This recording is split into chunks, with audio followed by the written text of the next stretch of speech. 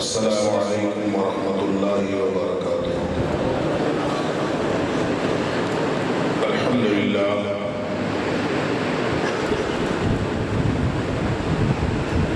الحمدللہ وکفا وسلام علی عبادہ الذین اصطفیٰ۔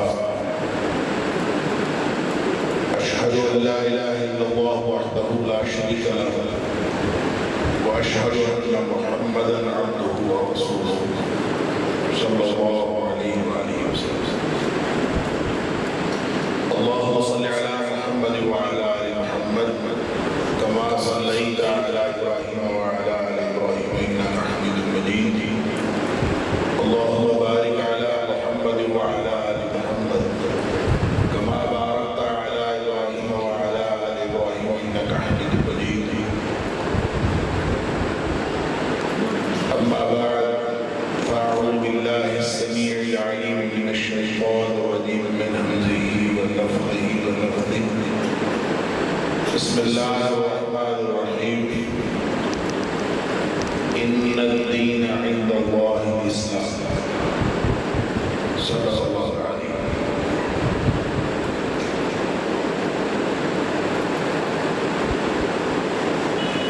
اللہ کریم نے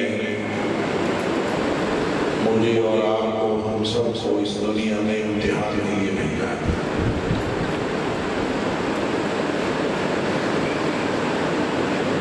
پھر اس امتحان میں کامیابی کا طریقہ بتانے کے لیے انبیاء کرام کو بھیجا اور ان کے آخر میں نبی اکرم صلی اللہ علیہ وسلم کو بھیجا۔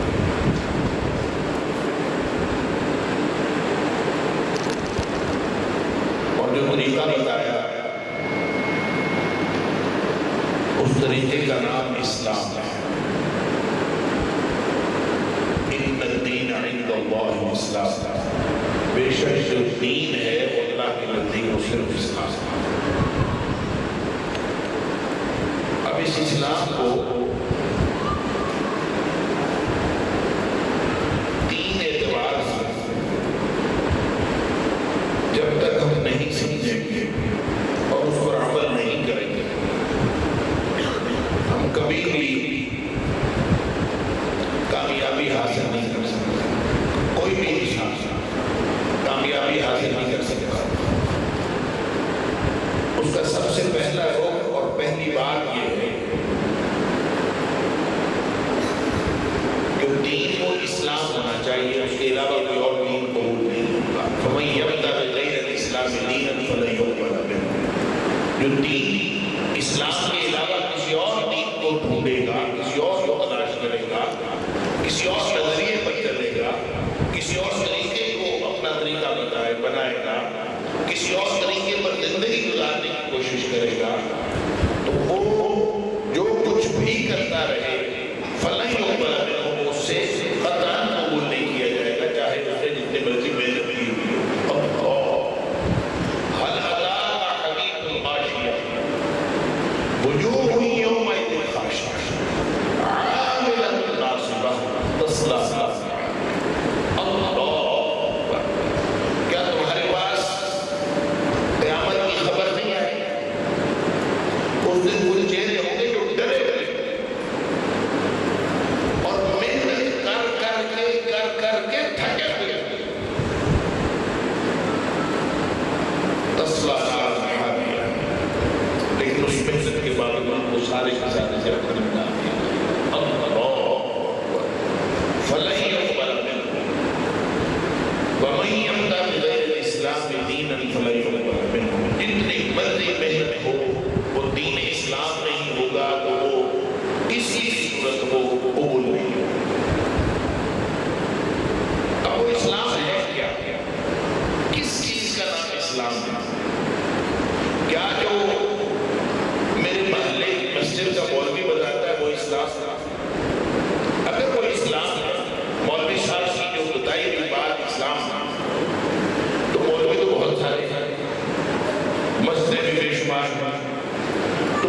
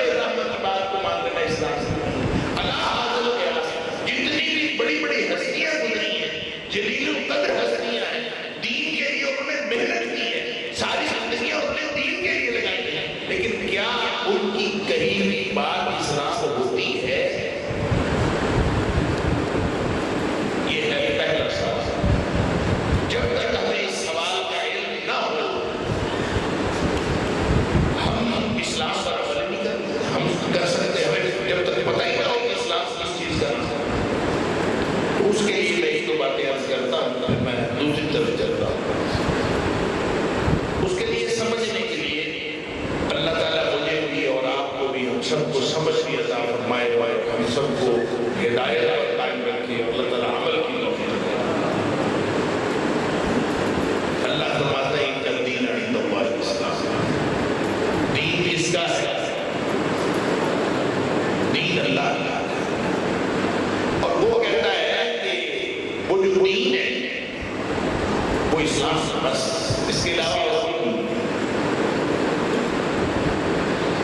اس نے دین یعنی زندگی گزارنے کا طریقہ، یعنی کامیابی کا طریقہ ہمیں بھیجا نبی اکرم صلی اللہ علیہ وسلم کے ذریعے۔ اب نبی کریم صلی اللہ علیہ وسلم پر وہ کیسے نازل ہوا؟ نازل بہ الروح الامین، قرآن کہتا ہے اس کو لے کے آیا ایک امانت دار فرشتہ، بلکہ اس سے بھی پہلے آپ کے بات سمجھ لیں۔ اللہ اکبر، دین اللہ کی بندگی کا، اور جب ہم بندگی کی بات کرتے ہیں تو بندگی کے دو مظاہر ہیں۔ بندہ، بندگی کا معنی ہوتا ہے غلام، غلام۔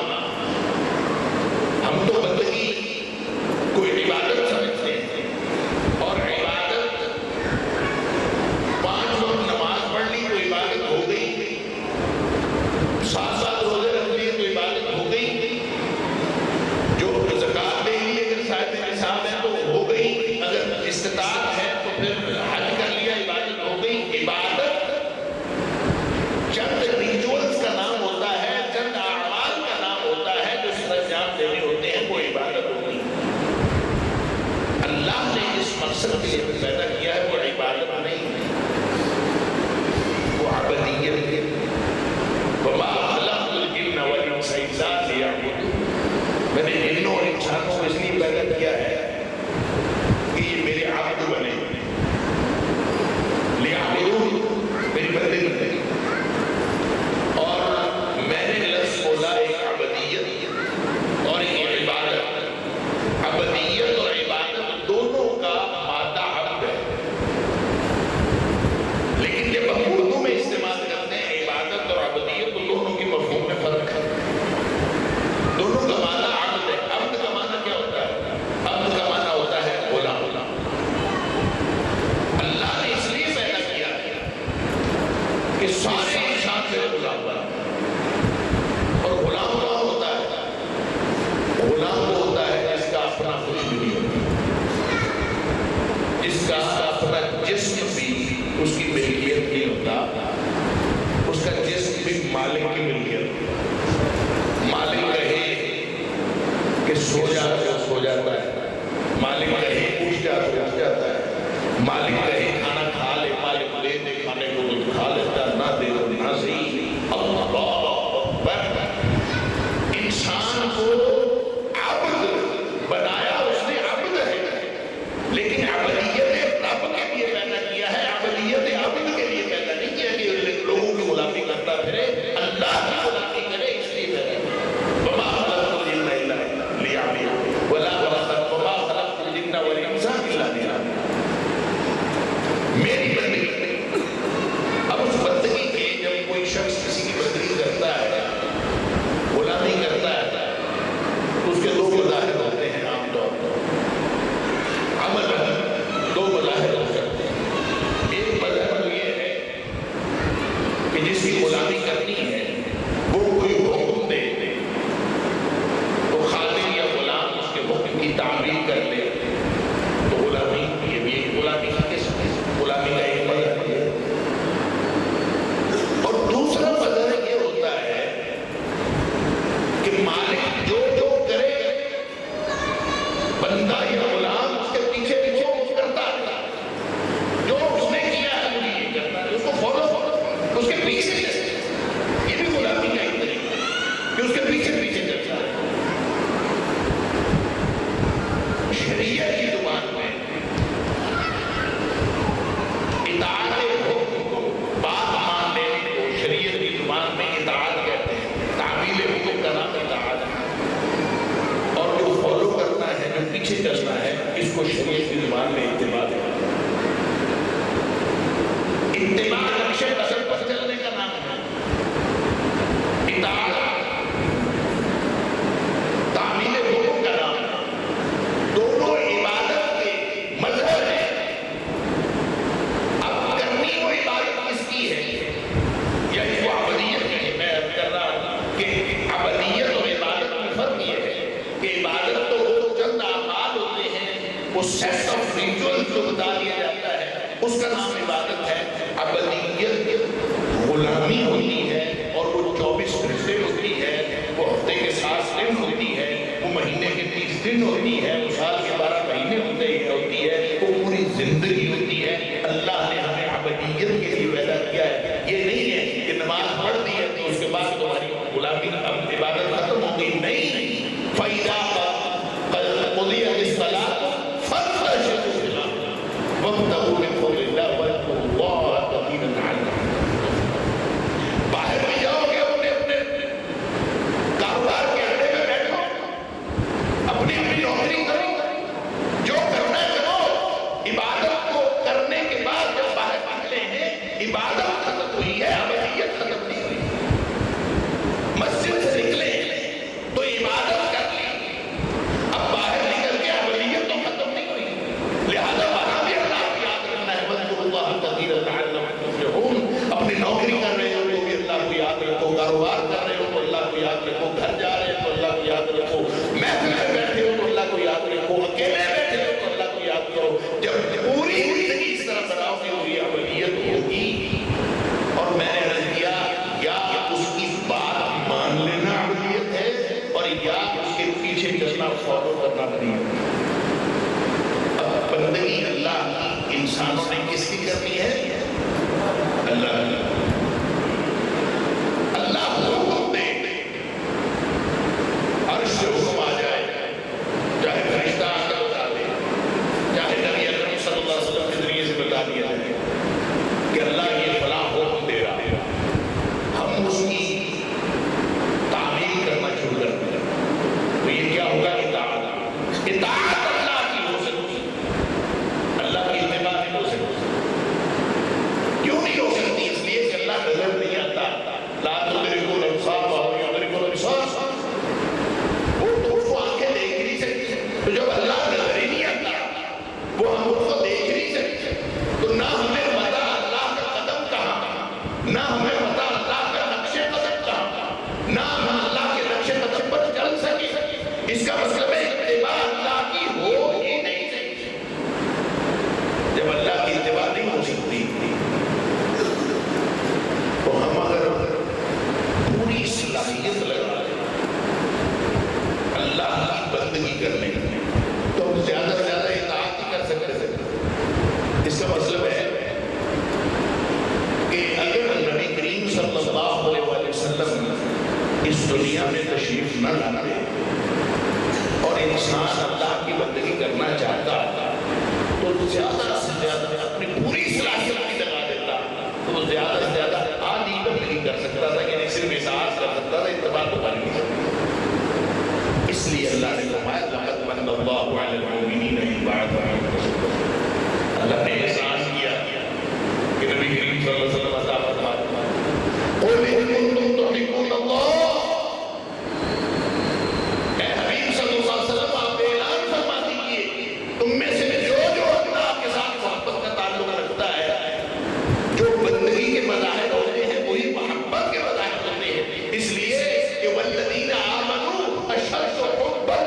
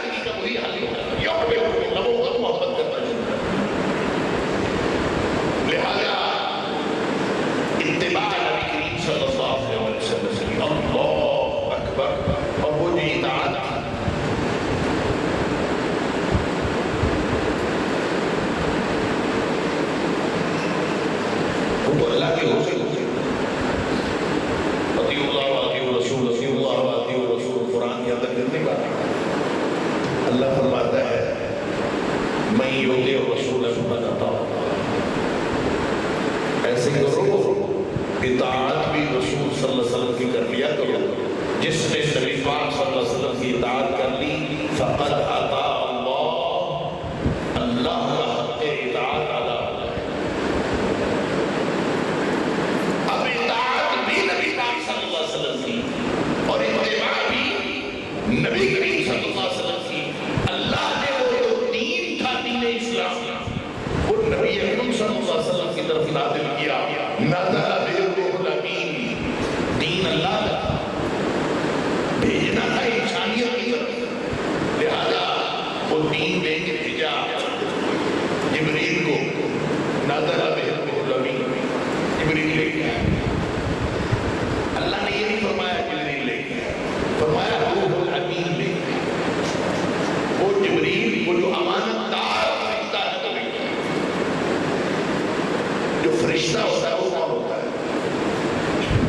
کس کو فرشتہ کہتا ہے؟ فرشتہ وہ ہوتا ہے جو اپنی مرضی کرے نہیں سکتا، لا یعصون اللہ ما امرہم۔ فرشتے کے اندر اللہ کی نافرمانی کا عنصر رکھا ہی نہیں گیا، اس کے اندر اللہ کی نافرمانی کی صلاحیت ہے ہی نہیں۔ فرشتہ تو ہوتا ہے، فرشتہ ہے، فرشتے کو فرشتہ کہتے ہی تب ہے جب وہ امانت دار ہو، جب اس کے اندر غلطی کا امکان نہ ہو، فرشتہ ہوتا ہے۔ لیکن یہ دین کا معاملہ تھا، اس لیے فرمایا فرشتہ بھی ہے اور ہے بھی امانت دار۔ امانت دار فرشتہ نے کیا ہے۔ اس سے پتہ چلا کہ کتنا حساس معاملہ تھا، کتنا سینسیٹیو کیس تھا کہ اللہ نے یہ نہیں فرمایا کہ میں نے فرشتے کو دے کے بھیجا، فرمایا فرشتہ بھی دو الامین، جو امانت دار فرشتہ تھا تاکہ دین کے اندر کوئی معاملہ گڑبڑ نہ ہو۔ اور پھر وہ نازل کہاں ہوا؟ علی قلبک لتکون من المنذرین۔ اے حبیب صلی اللہ علیہ وسلم، آپ کے قلب اطہر پر نازل ہوا لتکون من المنذرین، تاکہ آپ ڈرانے والے میں سے بن سکیں۔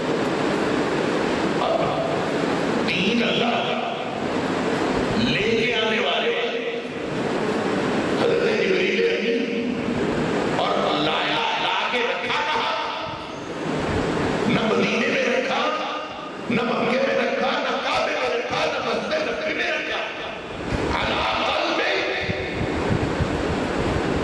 نبی پاک صلی اللہ علیہ وسلم کے دل مبارک، آپ کے قلب اطہر۔ اب جو دل کی بات ہوتی ہے، دل میں کوئی بات ہو وہ دوسروں کو کیسے پتہ چلتا ہے؟ میرے دل میں کیا ہے آپ کو کیا پتہ؟ کوئی شخص خاموش بیٹھا ہو، کسی کو کیا پتہ اس کے دل میں کیا ہے؟ اس کے دل میں جو بات ہوتی ہے وہ تین وجہ سے پتہ چلتا ہے۔ یا وہ بولے گا تو پتہ چلے کہ دل میں کیا ہے، یا وہ کوئی حرکت کرے، کچھ کر کے دکھائے تو پتہ چلے گا اس کے دل میں کیا ہے۔ اور تیسری بات یہ ہے کہ وہ کچھ کر کے بھی نہ دکھائے، کچھ بولے بھی نہ، اس کے پاس بیٹھا ہوا شخص یا اس کے سامنے کوئی کام کرے تو اس کی تحسین کر دے کہ ہاں یہ اچھا کام ہے، تو اس کا مطلب ہے اس کے دل میں بھی یہی تھا۔ تو تین باتیں ہیں جب دل کی بات پتہ چلتی ہے، وہ کرنا تو دل کی بات بتائی نہیں جاتی۔ اب نبی پاک صلی اللہ علیہ وسلم پر یہ جو دین نازل ہوا قرآن کی شکل میں، اب نبی پاک صلی اللہ علیہ وسلم جب بولتے ہیں، ظاہر آپ بولے تو آپ نے بول کے بتایا نا کہ یہ قرآن ہے، تو نبی پاک صلی اللہ علیہ وسلم جب بولے، آپ صلی اللہ علیہ وسلم جب آپ نے کچھ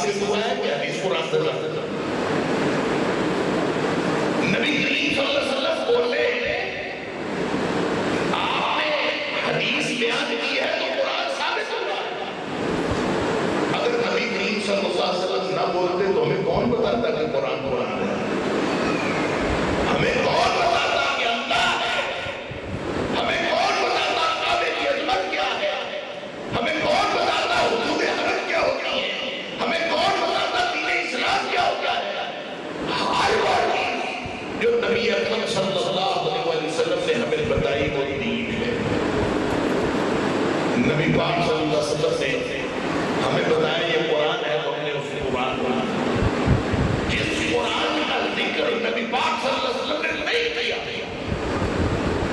ہم اس قرآن کو نہیں مانے اس لیے کہ وہ دین نہیں. جس چیز کا ذکر نبی پاک صلی اللہ علیہ وسلم نے نہیں کیا آپ نے نہیں بتایا وہ دین نہیں ہے. اس لیے کہ دین وہ ہے جو نبی اکرم صلی اللہ علیہ وسلم کی زبان مقدس فرمایا وما ينطق عن الهوى. آپ کی زبان سے نکلا ہوا ایک لفظ اس لیے دین ہے کہ یہ اپنی مرضی سے نہیں بولتا. وما ينطق عن الهوى ان هو الا وحي يوحى. یہ اپنی مرضی سے نہیں بولتا اوپر سے وحی آتی ہے تو بولتا. لہذا سمجھ آ گئی اپنی دین کس چیز کا نام. دین کس چیز کا نام ہے؟ جو بات نبی کریم صلی اللہ علیہ وسلم نے فرما دی وہ دین ہے. جو بات نبی کریم صلی اللہ علیہ وسلم نے کر کے دکھائی وہ دین ہے. جس بات پہ نبی پاک صلی اللہ علیہ وسلم نے جس بات کو برقرار رکھا جس کو حدیث تقریر ہی کہتے ہیں کہ آپ نے کسی چیز کو برقرار رکھا وہ بھی دین ہے. آپ ہاں کہتے ہیں تو دین ہے, آپ نہ کہتے ہیں تو دین ہے, آپ کسی بات پر خاموشی اختیار کر دیں تو بھی دین کی مکمل ڈیفینیشن. اس لیے نبی کریم صلی اللہ علیہ وسلم نے بتا دیا. آپ نے فرمایا من احدث فی امرنا ھذا ما لیس منہ. یہ دین میں نے تمہیں دے دیا جس نے اس میں کوئی نئی بات پیدا کی. کل کلام کوئی اٹھا اس نے کہا کہ نہیں اصل بات یہ تھی مجھے پتہ چلا آج اس دین میں من احدث فی امرنا ھذا ما لیس منہ. جو نبی اکرم صلی اللہ علیہ وسلم کے دور میں اس میں نہیں تھی, دین میں نہیں تھی, اس نے اس کو دین بنا دیا. فرمایا فاہوا رد کو ریجیکٹڈ اور اللہ کے ہاں ناقابل. یا فرمایا من عمل عملا لیس علیہ امرنا. جس نے ایک کام کیا اس کے اوپر ہماری مہر نہیں تھی. لیس علیہ امرنا مدینے والے کی مہر نہیں, وہ دین نہیں. مدینے والے کی مہر نہیں, وہ دین نہیں. اللہ اکبر. اس لیے بات سمجھ میں آ گئی. نبی پاک صلی اللہ علیہ وسلم نے فرما دیا من عمل عملا لیس علیہ امرنا. جس نے ایک بھی کام کیا اس کے اوپر ہماری مہر نہیں ہے, ہمارا حکم نہیں ہے, فہو رد, تو وہ ناقابل, ریجیکٹ, رد کیا. جو قرآن نے کہا تھا فَلَن يُقْبَلَ مِنْهُ کہ وہ اس سے قبول نہیں کیا جائے گا. تو قرآن کی وہی بات نبی پاک صلی اللہ علیہ وسلم نے فرما دی کہ وہ دین نبی پاک صلی اللہ علیہ وسلم کی ذات کے ساتھ. اب ایک بات سمجھ لیجیے, ہر وہ چیز جو نبی کریم صلی اللہ علیہ وسلم کی زبان مقدس سے نکلے وہ دین ہے. تو اگر کسی اور کی زبان سے نکلے کسی اور نے کچھ کہا ہو, اچھی بات ہو, بہترین بات کسی اور نے کہی, تو کیا وہ دین بن سکتی ہے؟ وہ دین نہیں. اس کے لیے آپ کو واقعہ ذہن میں لے آئیے. جب جبریل علیہ السلام نبی کریم صلی اللہ علیہ وسلم کے پاس انسانی شکل میں آئے, وہ واقعہ حدیث کی کتابوں میں بہت معروف ہے, اس کو حدیث جبریل کہتے ہیں. کہ حضرت جبریل علیہ السلام انسانی شکل میں آئے اور وہ بڑی عجیب حدیث ہے. سبحان اللہ. صحابہ کرام کہتے ہیں بیٹھے ہوئے تھے نبی کریم صلی اللہ علیہ وسلم کے پاس, اچانک ایک آدمی آ گیا اور وہ اچانک ہی ظاہر ہوا اور حالات اس کے یہ تھے کہ شدید سفید کپڑے تھے, شدید سیاہ بال تھے, ایسا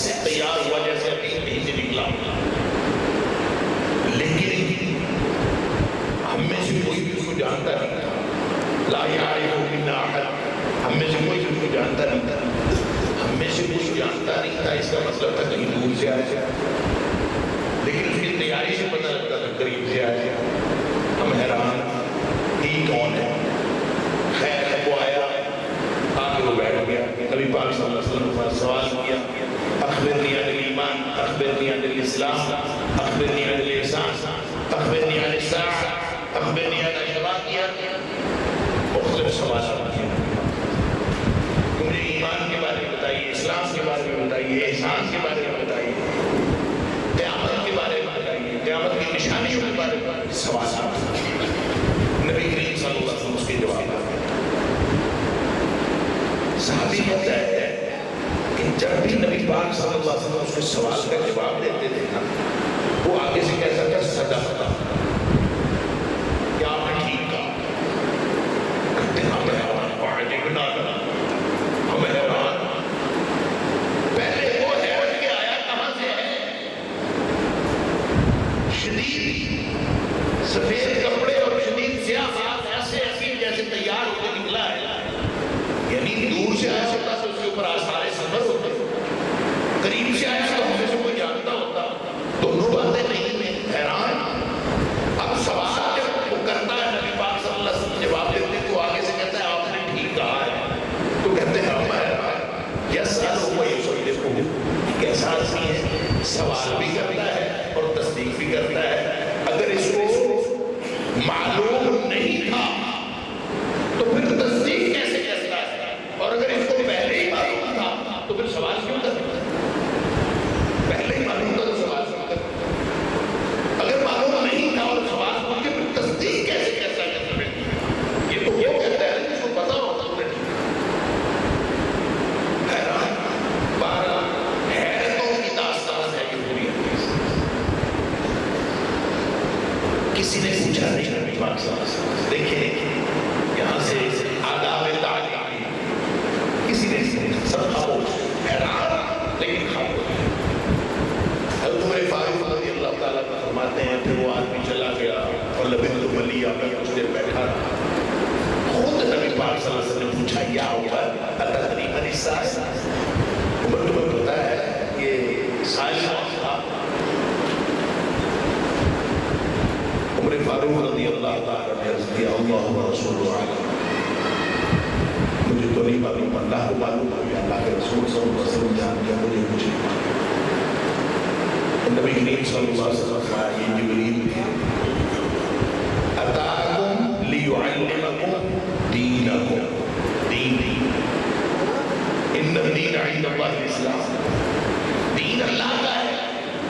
نبی پاک صلی اللہ علیہ وسلم فرماتے ہیں یہ جبریل تھے، یہ تمہیں تمہارا دین سکھانے آئے. جبریل دین سکھانے آئے. کوئی دین سکھانے آئے اس کا کیا طریقہ ہوتا ہے؟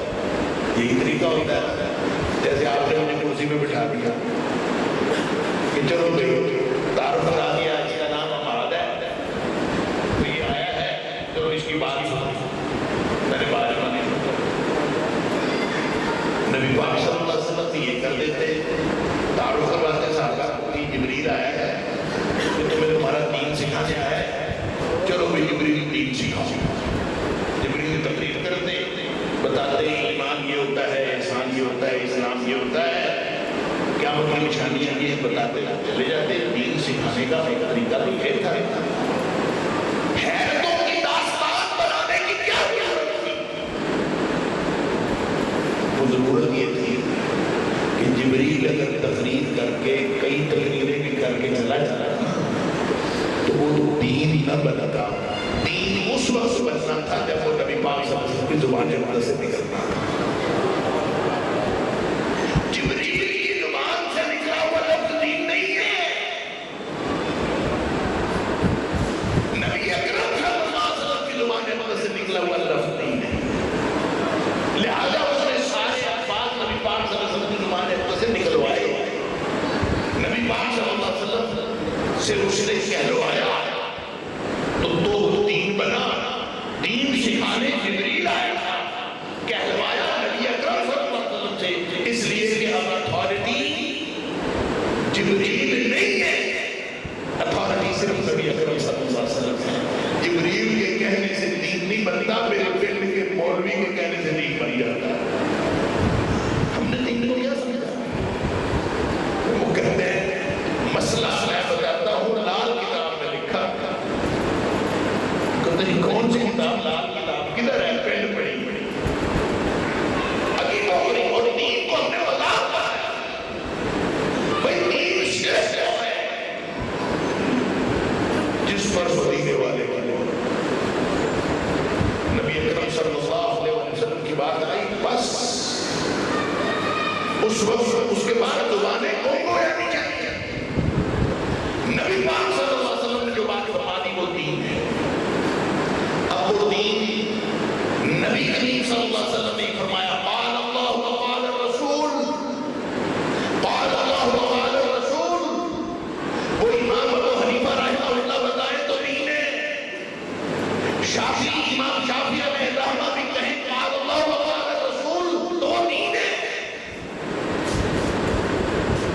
وہ آپ کے پنڈ کے مولوی صاحب کی قال اللہ وقال الرسول کہیں تو دین ہے، اور اگر وہ اس کے علاوہ کچھ کہیں تو وہ دین نہیں. اب امام مالک کے پاس ایک شخص مسئلہ پوچھنے کہتا ہے حضرت وضو کا طریقہ بتا.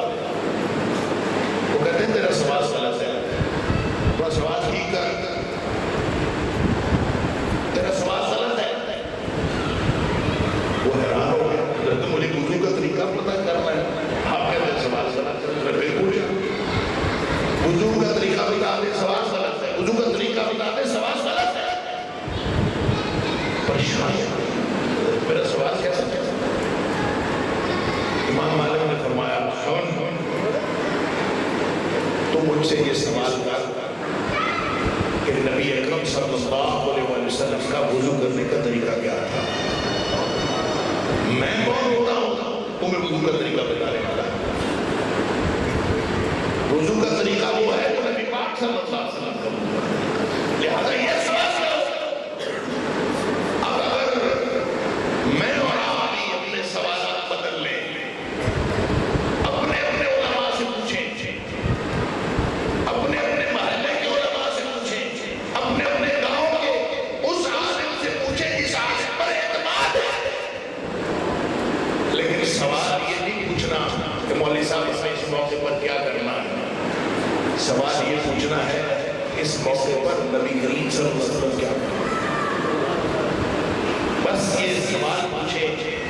کوئی ایسا نہیں ہے جو نبی کریم صلی اللہ علیہ وسلم پر اس کو بتانا پڑے گا کہ نبی پاک صلی اللہ علیہ وسلم کیا کرنا. اس کو بتانا پڑے گا کہ دین کیا ہے. آپ یا تو دین خود پڑھے، اللہ کے رسول صلی اللہ علیہ وسلم نے کیا فرمایا ہے احادیث موجود ہے، اللہ نے کیا فرمایا ہے قرآن موجود ہے. یہ تو خود پڑھے، اور خود نہیں پڑھ سکتے تو فَاسْأَلُوا أَهْلَ الذِّكْرِ إِن كُنتُمْ لَا تَعْلَمُونَ. خود نہیں پتا تو پھر پوچھنا تو آپ نے اہل علم سے کیا. تو اہل علم سے سوال بدل لیں. آپ سوال بدل لیں گے، یقین کیجیے بتانے والے کا جواب بدل جائے گا، اور جواب بدلے گا تو آپ تک صحیح نہیں. اللہ تعالیٰ ہم سب کو صحیح پر عمل کرنے کی توفیق عطا فرمائے. نبی اکرم صلی اللہ علیہ وسلم نے فرمایا قرب قیامت، ہم پتہ نہیں قرب قیامت کے کون سے دور میں ہیں، واللہ اعلم. ہم ابھی قرب قیامت کے دور میں آئے ہیں کہ نہیں، اللہ کو حضرت حذیفہ بن یمان رضی اللہ تعالیٰ عنہ جو تھے نا، وہ نبی کریم صلی اللہ علیہ وسلم سے سوال کیا کرتے تھے قرب قیامت کے بارے میں. شر وہ کہتے ہیں لوگ سوال کرتے تھے خیر کے بارے میں سوال پوچھا کرتا تھا شر کے بارے میں. مجھے ڈر لگتا تھا کہیں شر میں پہنچ نہ جائے. لمبی حدیث ہے. عرض کیا اللہ کے رسول صلی اللہ علیہ وسلم ہم شر میں تھے، آپ تشریف لائے، اللہ نے خیر کر دی. بتائیں اس کے بعد بھی کوئی شر ہے؟ نبی پاک صلی اللہ علیہ وسلم کیا اس شر کے بعد کوئی خیر ہے؟ فرمایا خیر ہے. وَفِيهِ دَخَلٌ، خیر تو ہے لیکن اس میں دھندلکا ہے، اس میں پیچیدگی ہے، اس میں ابہام ہے، اس میں دھواں ہے، اس میں کنفیوژن ہے. بھئی خیر ہے تو خیر کے اندر کیسا تسلطہ، کیسی پیچیدگی، کیسا کنفیوژن. صحابہ حیران ہو گئے. ماں داخل ہو یا رسول اللہ صلی اللہ علیہ وسلم.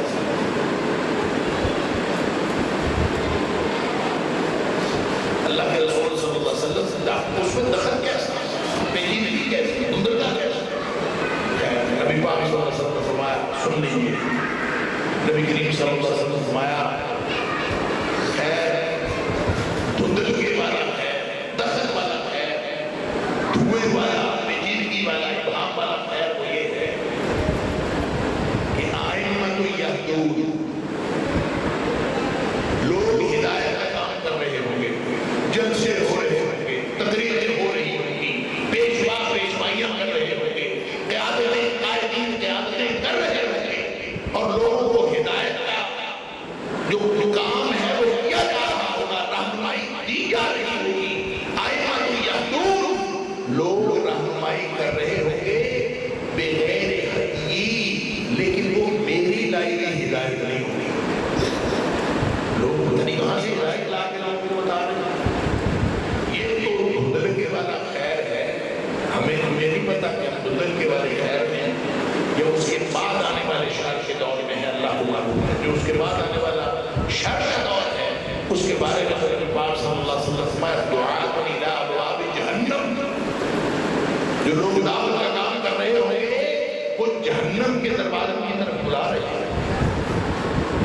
من اجابہ الیہا، جو ان کی دعوت پر لبیک کہے گا، قالوا فیہا، اس کو جہنم میں ڈالے گا. اللہ تعالیٰ معاف فرمائے. یہ نہیں پتا ہم دھندلگی والے خیر میں ہیں یا اس کے بعد آنے والے شر میں ہیں. اللہ تعالیٰ دونوں کی برائی سے ہمیں بچائے. لیکن دین جس پر عمل کرنا ہے وہ اللہ کا دین، دین اسلام ہے. اور وہ دین وہ ہوتا ہے، دین اسلام وہ ہوتا ہے جس پر مدینے والے کی اور سادہ سی بات. اب دوسری بات جو میں اس سلسلے میں عرض کرنا چاہتا ہوں، بات میں اختتام کی طرف لے جاؤں گا، وہ یہ ہے کہ وہ جو دین ہے نا وہ خالص ہونا چاہیے. مخلصین له الدین فاعبد اللہ مخلصا له الدین. بس اللہ کی بندگی کرو، اس کے لیے دین کو خالص کر کے. اور پھر فرمایا الا خبردار ہو کے سنو، للہ الدین الخالص. اللہ کے لیے جو دین ہوتا ہے نا وہ خالص ہوتا ہے. اور جو دین اللہ کے لیے ہو وہ خالص ہی ہوتا ہے، وگرنہ وہ دین نہیں ہوتا. جو خالص اللہ کے لیے نہ ہو وہ دین نہیں ہوتا. تو خالص کیسے ہوتا ہے؟ خالص اس طرح ہوتا ہے، ملاوٹ والا اور خالص دونوں میں فرق سمجھ لیجیے. اللہ نے یہ دین سے مطالبہ کیا کہ صافی دین، ایک صاف دین ہوتا ہے، شفاف، ایک چیز شفاف دین، ایک خالص، دونوں میں فرق ہے. شفاف دین وہ ہوتی ہے جس میں میل کچیل کا کوئی قطرہ کوئی ذرہ نہ ہو، وہ صاف ہے. اور یہ جو قرآن کا لفظ ہے، قرآن نے صافی یا مصفا استعمال کیا. وَعَسَلٍ مُصَفَّى، جنت کے اندر جو شہد ملے گا نا، جو شہد کی نہریں ہوں، عسل مصفا، وہ ایسا شفاف شہد ہوگا کہ اس کے اندر کوئی کنٹامینیشن نہیں ہوگی، کوئی ذرہ بھی نہیں ہوگی. لیکن ہم سے جس دین کا تقاضا کیا، وہ دین کا تقاضا یہ نہیں کیا کہ ہم اس طرح کا مصفا عمل کریں. ہم سے ہم عمل کا مطالبہ کیا ہے کہ خالص عمل. خالص یخلص کا معنی ہوتا ہے آگ پر تپانا. یہ جیسے سونے چاندی کو آگ پر تپایا جاتا ہے کہ اس کی میل جائے اتر جائے، نکل جائے اور وہ خالص سننا باقی بچ جائے. وہ جو تپانے کا عمل ہے اس کو خالص یخلص کہتے ہیں. ہم سے اللہ نے جو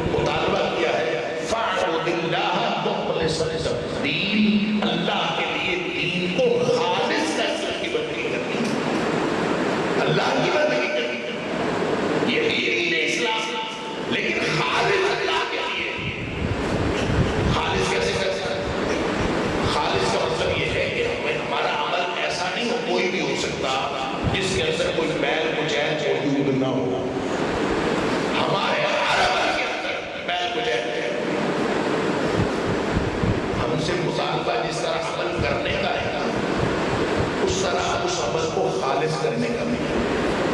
جس طرح میرا آپ کا امتحان یہ ہے کہ عمل کرو، اسی طرح میرا اور آپ کا امتحان یہ بھی ہے کہ عمل کو خالص کرو. نماز پڑھنی ہے نا، تو نماز پڑھنے کے اندر محل کچیل بہت ساری ہو سکتی ہے. مثلاً یہ کہ آپ ریاکاری میں محل کچیل کسی کو دکھاوے کے لیے نماز پڑھتے ہیں، لہذا نماز بھی پڑھنی ہے. اور نماز کیسے عجیب بات نہیں ہے، گناہ کرنا ہونا تو چھپ کے کر لیتے ہیں. نیکی سب سے بڑی اور سب سے بڑی نیکی تو نماز ہے. تو نماز جب پڑھنی ہے تو کہتے ہیں مسجد میں جاؤ، سارے ایک دوسرے کو دیکھیں، مسجد میں نماز پڑھو. اب مسجد میں جب آپ نماز پڑھنے آتے ہیں تو ساری دنیا دیکھ رہی ہے کہ آپ نماز پڑھتے ہیں. وہ جو دکھاوا ہے، جو دل کو اچھا لگتا ہے کہ لوگ مجھے ایک سمجھے، یہ دل کو اچھا لگتا ہے، یہ محل کچیل ہے دل کے اندر. لہذا آپ نے نماز بھی پڑھنی ہے اور اس محل کچیل کو بھی نکالنا ہے. پھر وہ عمل اللہ کے لیے خالص ہوگا. ہر عمل کے اندر وہ محنت درکار ہے. جس طرح عمل کرنے کے لیے محنت درکار ہے، اسی طرح اس کو خالص کرنے کے لیے محنت درکار ہے. کوئی عمل دنیا میں ایسا نہیں ہو سکتا. میں یہاں بیٹھا ہوں، میں گفتگو کر رہا ہوں، 1000 کنٹامینیشن اس کے اندر ہو سکتی ہے، 1000 قسم کی محل کچیل ہو سکتی ہے. میرا اگر یہ عمل اللہ کے لیے خالص نہیں ہے تو اللہ کیا حکم ہے؟ فَاعْبُدِ اللَّهَ مُخْلِصًا لَهُ الدِّينَ.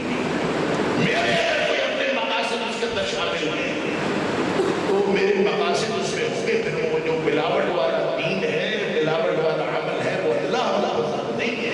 فَاعْبُدِ اللَّهَ مُخْلِصًا لَهُ الدِّينَ. اللہ کے لیے دین کو خالص کر کے اللہ کی بندگی کرو.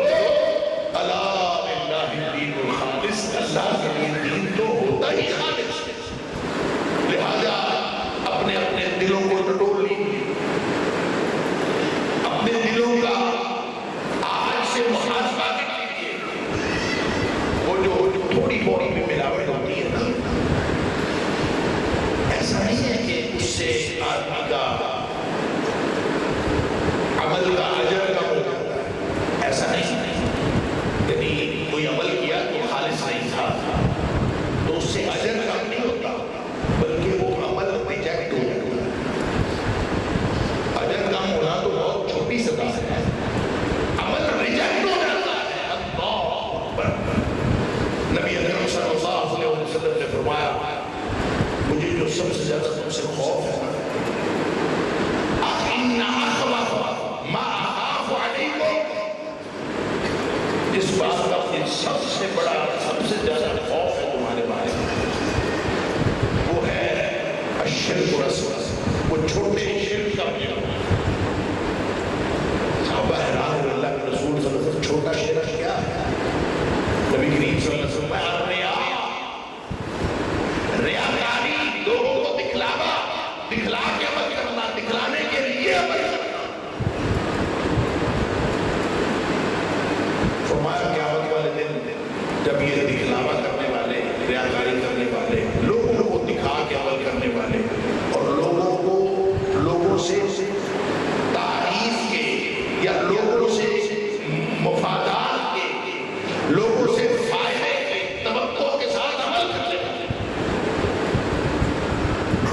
فرمایا جب قیامت والے دن اللہ کے پاس آئیں گے نا تو اللہ تعالیٰ فرمائے گا کہ میرے پاس تو تمہارے لیے کوئی اجر نہیں ہے، جا کے ان لوگوں سے مانگو اجر جن لوگوں کے لیے تم کام کرتے رہتے ہیں.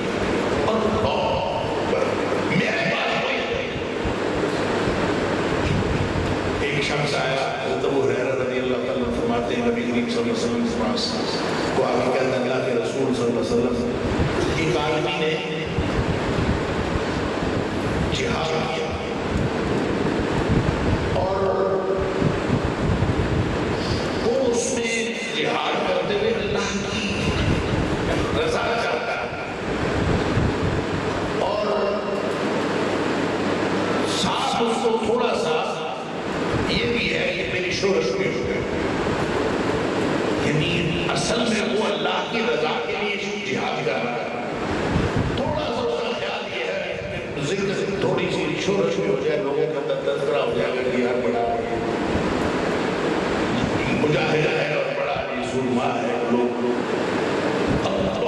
یلتمس فیہ الاجر والذکر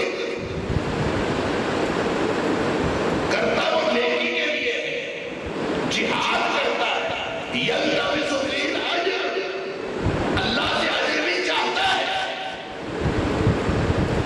بس لیکن ساتھ اس کو شہرت کا بھی تھوڑا سا شوق ہے، ایشورج بھی ہوتے ہیں، مالا سوال کرنے والا کہتا ہے اس کے لیے کتنا اجر ہے؟ سوال کرنے والے کے ذہن میں ہوگا کہ نبی پاک صلی اللہ علیہ وسلم فرما دیں کہ یاد آ جائے کہ اتنے % اجر ہے۔ اللہ اکبر، نبی اکرم صلی اللہ علیہ وسلم فرمایا کہ لا شیء لہ لا شیء لہ لا شیء، 3 مرتبہ نبی اکرم صلی اللہ علیہ وسلم فرمایا اس کے لیے کوئی چیز نہیں ہے، اس کے لیے ککھ بھی نہیں ہے، اس کے لیے کوئی ہے۔ پھر نبی کریم صلی اللہ علیہ وسلم نے فرمایا اللہ تعالیٰ صرف 2 کو کرتا ہے، ان اللہ تعالیٰ لا يقبل، اللہ تعالیٰ کو قبول کرتا ہی نہیں ہے الا سوائے اس عمل کے ما کان خالصا لہ، جو خالص اللہ کے لیے ہو، وابتغی فیہ اجر ہو، اور اس کے اندر صرف اللہ سے اجر مانگا جائے، اس کے علاوہ کوئی اور مقصد ہو ہی نہ، اللہ تعالیٰ سے ہو۔ لہذا میری آج کی ساری گفتگو کا خلاصہ یہ ہے کہ میں اور آپ ہم سب آج سے نئی ایک امید اور نئی ایک اللہ کے ساتھ ایک نیا وعدہ کر رہے ہیں کہ ہم دین اسلام پر عمل کریں گے اور خالص عبادت کریں گے۔ اگر یہ دونوں باتیں پہلے جتنے گناہ ہوئے ہم اللہ سے دعا کر لیں اللہ ہمارے سارے گناہ وہ معاف کرنے والے، اور ہم اللہ سے یہ وعدہ کر لیں کہ اللہ آج کے بعد تیرے دین پر عمل کریں گے اور خالص تیرے دین پر عمل کریں گے، یہ ہم اللہ سے وعدہ کرتے تو امید ہے انشاءاللہ